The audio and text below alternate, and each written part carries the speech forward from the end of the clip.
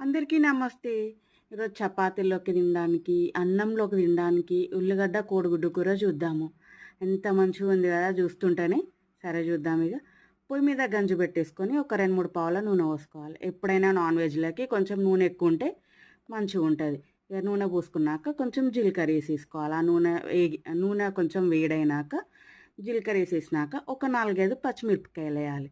ఆ పచ్చిమిరపకాయలు గూడా మంచిగా గోలినాక ఇగ ముందు కోసి పెట్టుకున్న ఉల్లిగడ్డలు.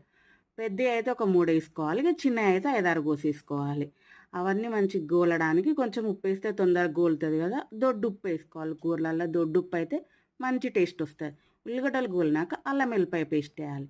అల్లం ఎల్లిపాయ పేస్ట్ గూడా గోలినాక కొంచెం పసుపు, కొంచెం కారం, కొంచెం గరం మసాలా, ఇగ ధనియాల పొడి. ఇవన్నీ మనం ఇంట్లో తయారు చేసుకునైతే కూర సూపర్ టేస్టొత్తది. మంచి వాసన గూడా వస్తా ఉంటది. అది ఫ్రై అయితా ఉంటేనే.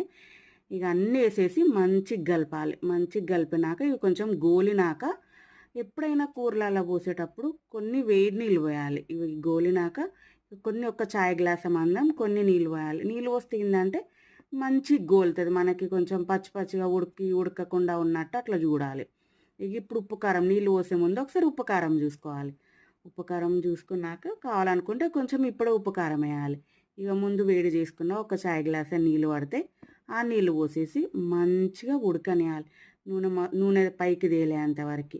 ఇగ నూనె తేలుతున్న టైంలో ఇప్పుడే మనం కోడిగుడ్లు కొట్టిపోయాలి. చూస్తున్నాం గదా! ఇట్లా కొట్టిపోయాలి. ఏందో కోడిగుడ్లన్నీ కొంచెం అటు ఇటు ఇచ్చుకపోయినాయి. మంచిగా కొంచెము నీట్‌గా గొట్టు పోసుకుంటే మంచిగుంటది. ఇగ అదన్నీ ఒక 5 నిమిషాలు మూత పెట్టేసినాక కోడిగుడ్లు ఇట్లా మనం మూత తీసి చూస్తే కోడిగుడ్లు కొంచెం ఉడుకుంటాయి కదా! మెల్లగా తీసి ఇట్లా కొంచెం బాగా కలపకుండా ఇట్లా గంటెతో తీసుకుంటా పైన మంచిగా ఏసేసేయాలి. మస్తయింది కూర అయితే. సూపర్ ఉంటది చపాతీలోకి కూర. మంచి స్పైసీ బాగా తినేటోళ్ళకి సూపర్ ఉంటది. ఎంత బావుంది కదా చూడ్డానికి. మరి ఇంత స్పైసీ కూరలోకి చారు ఉండాలి కదా! లేకపోతే కడుపు నొప్పొస్తది. మళ్ళీ ప్రాబ్లమ్ అయితది. అసలది రాదు. అందుకనే దీనికి కాంబినేషన్‌ల చారు అన్నంలోకైతే. అదే చపాతీలోకైతే అట్టుగానే తినొచ్చు. కానీ చారు కంపల్సరీ గదా! అన్నంలోకైతే ఇగ చారు చేసేసుకోవాలి. చింతపండు చారు.